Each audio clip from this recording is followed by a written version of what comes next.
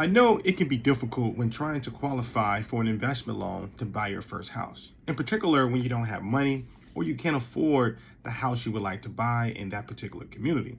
Or let's say if your credit is low or if you just don't have a high enough credit score to be able to qualify. And just be real, maybe you are an entrepreneur who's trying to figure it out. So maybe you don't have W-2s or taxes or tax returns, I should say.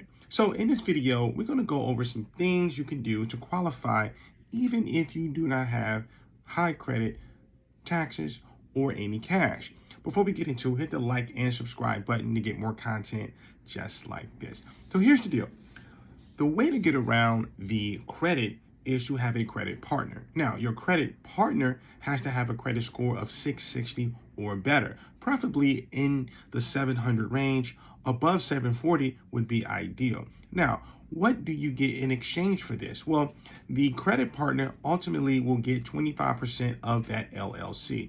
By the way, any property you buy, it must be bought with an LLC, or at least that's just my suggestion, in particular as an investor. Now, with that being said, the profits from that particular house, whether or not you sell the house and make a profit or refinance, you have to pay back that credit partner at least 25%. Sometimes some banks allow you to only require that the credit partner has 15%. Now, that's just on paper. In the operating agreement, these terms need to be spelled out. Now, at times, though, you can suggest to the credit partner that, look, I really don't want to pay you 25%. Maybe can I negotiate to pay you 10% or 20% or whatever the number you think is fair.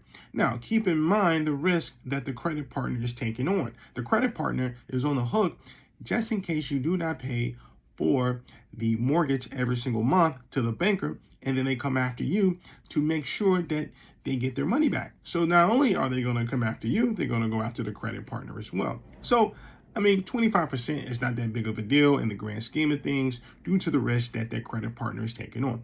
The second thing to do is to think about your taxes. Now, if you don't have taxes, it's okay because investment loans do not require that you have taxes, but they do require that you have a credit score of 660 or better, sometimes a 680 or better. So the taxes is what they call a no-doc loan, meaning that you don't have to have any taxes, W-2s, pay stubs, none of that under an investment loan. Now, the third thing is that you have to know that you got to put down 20% of any house you want to buy. So what does this mean? It means that if you don't have the money, how do you get the money? Well, you got to be able to raise the money in order to be able to get that 20%. Not only that, you need closing cost fees, money. You need to be able to afford carrying costs. Now, what are carrying costs? They mean that from the day that you buy the house, you're going to have money to pay the mortgage, taxes, and insurance every single month that the house is being renovated on. Oftentimes, people don't put this into their analysis and they run out of money third, fourth month into the rehab, because in the rehab process, you have a lot of things that are going wrong or a lot of things that are unexpected that cost more money. So because of that, they dip into the money that they have to use to pay back the bank to renovate the house. And that's a big no-no. So key things here, just a side point, keep enough money in your reserve just in case shit happens, because it always do, at least 10% more than your rehab budget. And then the other thing is to make sure that you have money for your carrying costs. So, and the last thing with this particular point is that, just so you understand how this all works, is that you got to be able to find a house that's below market value, a house that's a discount, a house that's a bargain, a house that needs some work, what they call sweat equity. If you're looking for a house that's already renovated, you're never going to get approved for an investment loan, because ultimately that's not an investment loan. That's you wanting to live in a house, or for people that make $100,000 to $200,000, $300,000 a year that's looking to buy a house to move their family into the house. That's not the type of house you're looking for. You're looking for someone that has held a house for many years, that don't have the money to renovate the house and was willing to sell the house at a discount. That's the psychology. And don't think these deals don't exist, because they do exist. There's a bunch of these homes out here. That's how people get rich.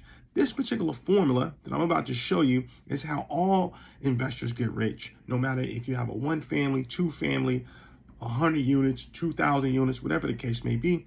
they always ensure that they make at least 25% of profit, right? If you're doing a deal and you don't make 25% of profit, then the deal is not worth to do. Now, you got to make sure that any deal you do, you look at the market value. Let's say the market value is $200,000. 25%, which is the profit rule, you subtract that from $200,000. That means that it leaves you with $150,000 left over, right? Now, let's say the rehab for that particular house is $50,000, right? So you got $200,000. Let's take it from the top. $200,000. That is what the house will sell for once it's renovated, once it's pretty, once you have great cabinets in there, once the floors are done, once the paint job is done. You can sell this house for $200,000. Now, what you got to do is you got to subtract your profit. That's $50,000 off the top. That's $150,000 that you got there. Are you with me? You stand with me? All right, cool. After that, you got to subtract the rehab budget. That's another $50,000. So now you're at $100,000, right? Now, let's just say you want to calculate or subtract your closing cost fees, which is another, let's say, $10,000. Now, that leaves you with $90,000. This is the offer that you submit to the seller in that particular market. Therefore, your profit's covered, your rehab is covered. Now, the other question that I hear a lot of people ask is, how do I get the money for the rehab? I don't know where to get the money. I ain't got the money. I barely was able to get the money for my deposit. So how do you think you're going to get the money for the rehab? It's simple. The investment loan officer and the banker is going to give you the money. They're going to give you that $50,000 in rehab to make sure that the house is renovated. They're going to hire an appraiser to come out. I mean, you're going to pay for it to come out, appraise the property. They're going to see how much work it needs to be done. And then they're going to say, yeah. So therefore, that rehab budget that you put forth and you send to the banker has to be somewhat accurate, right? You just can't put any numbers in there. So you got to reach out to at least 2 to 3 contractors to ensure that those numbers are correct. Now, with that being said, here's how to qualify. Here's how to buy a house. This is what you got to do in order to do it. By the way, if you like this video, there's another video below that you can look at. Also, I got a real estate starter kit that will help you, teach you a step-by-step process on how to buy a single family house for a profit. Click the link below. And on that note, until the next time, peace and love.